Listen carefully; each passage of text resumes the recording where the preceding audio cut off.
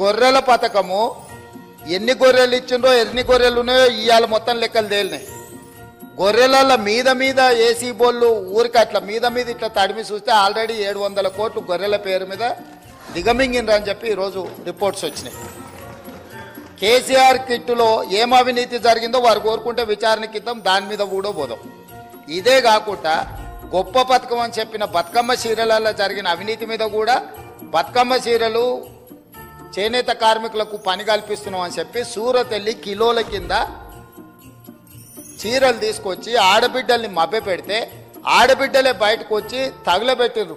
అవి ఏడగడుతురు వ్యవసాయ పొలాలలో పిట్టలను బెదిరించడానికి బతుకమ్మ చీరలు కడుతున్నారు. ఆడబిడ్డలు ఎవరు కట్టుకోలే అధ్యక్ష. అంటే బతుకమ్మ ఒక సెంటిమెంట్ తెలంగాణ ఆడబిడ్డలు, ఆ సెంటిమెంట్ను కూడా దోపిడీకే ఉపయోగించుకున్నారు. గొర్రెలు మా యాదవ్ సోదరులు